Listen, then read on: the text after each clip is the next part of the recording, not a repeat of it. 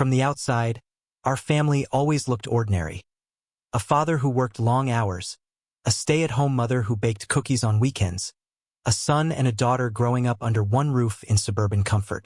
But beneath the polished surface, my life had been a long, slow unraveling of silent wounds and invisible battles, all rooted in the favoritism that had shaped my childhood, adolescence, and early adulthood. My name is Daniel, I'm 28 years old, and for as long as I can remember, I have existed in the shadow of my younger sister, Amy, my parents' golden child. Amy, now 25, has always been the center of their universe. She didn't need to fight for attention or prove her worth. She simply had to be. I, on the other hand, felt as though I was always reaching, grasping for acknowledgement that never came. When I was 5 and she was 2, Amy's birthday was a grand spectacle, complete with a rented petting zoo, professional face painters, and a bouncy castle that took up half our backyard. Meanwhile, my birthday that same year was marked by a store-bought cake and a quiet family dinner in the kitchen. I remember sitting at that small table, trying to smile as my parents lit 5 candles, wondering why the celebration didn't feel like one. That moment set the tone for years to come. Amy always received the newest toys, the fanciest clothes, the lion's share of attention. I remember saving every penny from my allowance to buy a bike I had dreamt of. Red, sleek, and just within reach. When I finally got it, I was thrilled. But Amy saw it, threw a tantrum, and within a day, she had an even better one. A pink model with tassels and a horn, delivered to her with fanfare and no mention of patience or saving. The disparity extended into school. I was the one who poured myself into academics and extracurriculars, trying to impress them. I became the editor of the school newspaper, captained the debate team, maintained a flawless 4.0 GPA. I practiced tirelessly for a school play in 4th grade where I had a lead role, a part that I had rehearsed for weeks. But when the night of the performance came, my parents were late. An hour late. They missed my performance entirely. Apparently, Amy had a stomach ache, and comforting her was more important. Later, she was perfectly fine.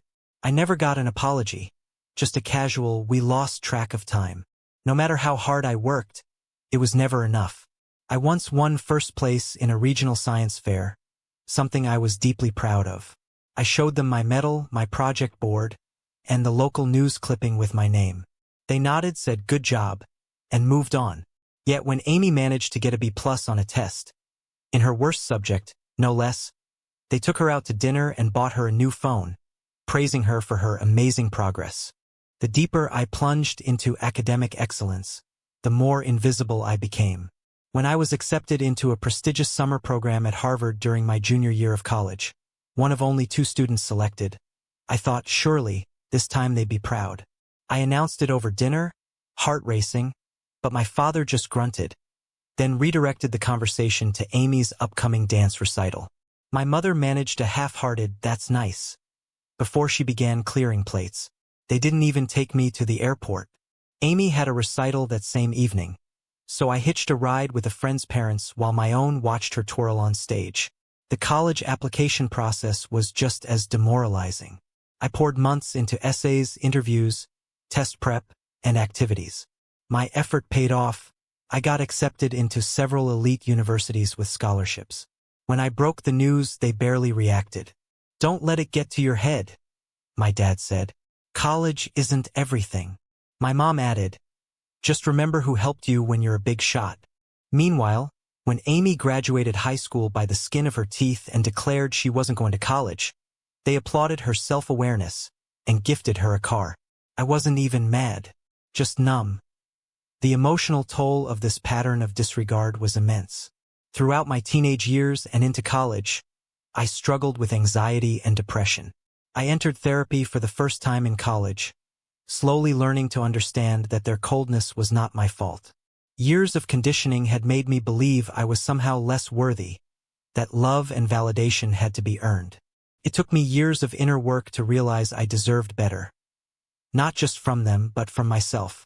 By the time I was 27, I had pulled myself up, entirely on my own. I graduated with honors, secured a good job in finance, and even bought my first home. I felt a cautious pride in my accomplishments, even if my parents remained largely indifferent. Then everything changed when my paternal grandfather passed away.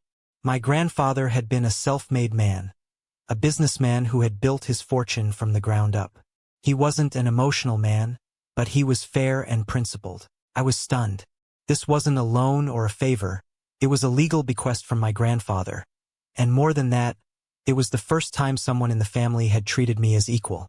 I tried to remain calm and told them Grandpa made the decision himself, and it wasn't up for debate. But they wouldn't let it go. They called me ungrateful, selfish. My father dredged up every sacrifice he'd ever made for me. Paying for my braces, buying school supplies, letting me stay at home during college. The basics of parenting weaponized against me. Then came the betrayal that shattered everything. My father, acting as one of the will's executors, announced that he would reinterpret Grandpa's wishes and transfer my share to Amy. He claimed Grandpa would have wanted her taken care of. It was not only morally wrong but illegal. I was devastated. I reminded him that Grandpa had explicitly divided the inheritance equally, and that he had always expressed fairness above all else. My mother accused me of tarnishing Grandpa's memory. Amy, when I approached her privately, shrugged and said, "Mom and Dad know best." It was clear she wasn't going to speak up. Feeling powerless and heartbroken, I turned to the one person I hoped might help, my paternal grandmother, Grandpa's widow. When I explained what was happening, her face flushed with fury. She was livid. Not only was my father violating the law, but she revealed something shocking. Years earlier, my parents had tried to persuade Grandpa to leave everything to Amy. He had refused, stating clearly that he wanted all his grandchildren treated equally. In fact, he had even included a clause in the will stating that anyone attempting to challenge the distribution would forfeit their share. Armed with this truth and Grandma's support, I confronted my parents. They were stunned to learn I knew about their earlier manipulation. They tried to save face, saying they were only worried for Amy's future. But it was too late. My grandmother sprang into action, contacting the other executor and the family attorney. She also informed my aunts and uncles, who were equally disgusted by my father's actions.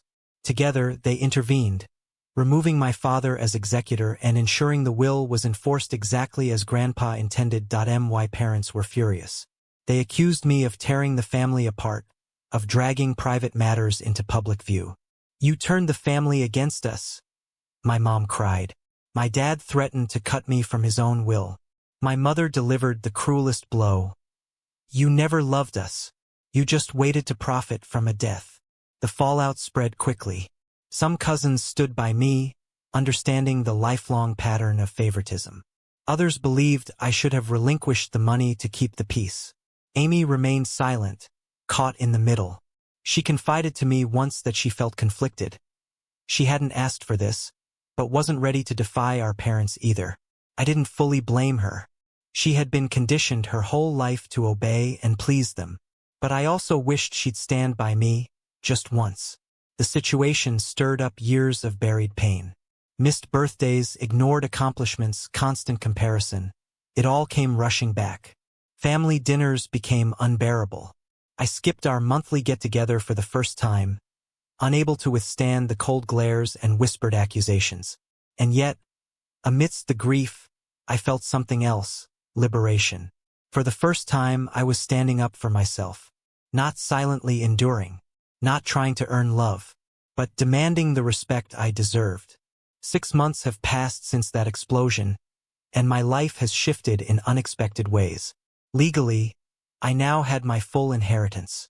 With the help of a lawyer, I documented everything, though thankfully we never needed to go to court. My father's removal as executor became official. My grandmother and her legal team handled everything with grace and authority. My father, cornered, had no choice but to relent. He didn't go quietly. He tried to rally relatives against me, spreading lies that I manipulated Grandpa, poisoned Grandma's mind, and cared only about money. But most of the family saw through it. When he and my mother crashed a family event hosted by my aunt, things boiled over. They shouted accusations, claimed I'd corrupted Amy and Grandma. My mother hurled a photo album at my feet, a symbol, I suppose, of the memories she believed I'd desecrated. The moment was chaotic and heartbreaking. Several relatives had to intervene before they finally left. Amid the wreckage, Grandma emerged as my fiercest ally. She shared stories I never knew. How Grandpa had saved every article and certificate I earned. How proud he'd been of my tenacity. He had kept a scrapbook of my journey, including even the play my parents missed. Seeing those clippings broke me. It was a bittersweet validation I'd craved all my life. She didn't stop there. Determined to clear the air, Grandma hosted a gathering, one that excluded my parents. There she laid everything bare. The years of favoritism, the unfairness, the truth behind the will. She spoke with compassion but clarity, letting the extended family see what I had endured. Many were stunned. Some cried. And for the first time, I wasn't the black sheep, I was seen. The most surprising change, however, came from Amy. One day, she reached out, asking to meet.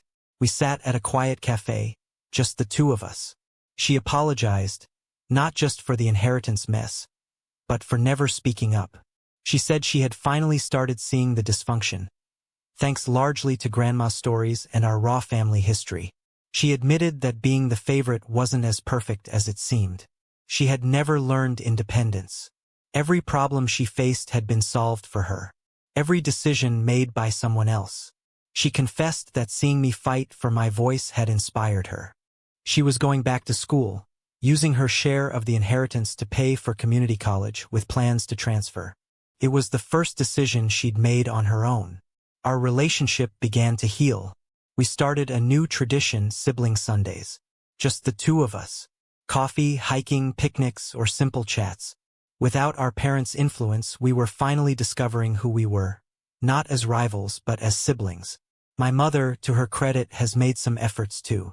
She began therapy, admitted she had been unfair, and reached out to apologize.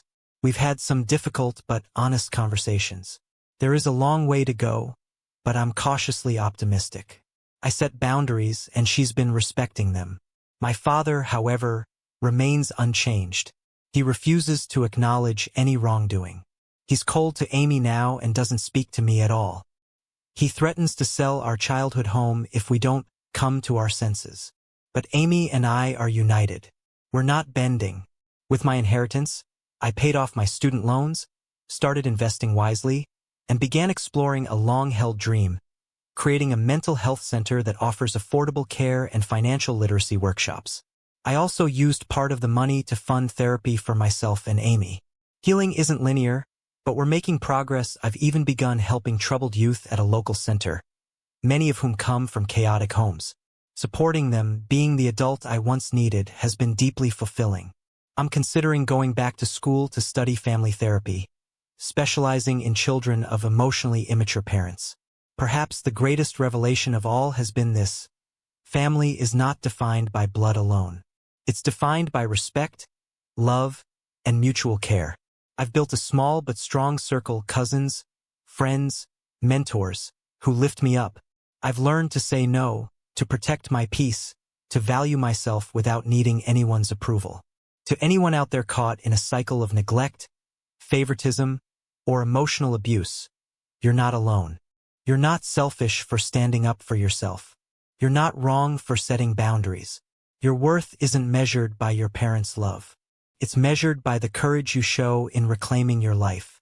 I've walked through fire, but I emerged stronger.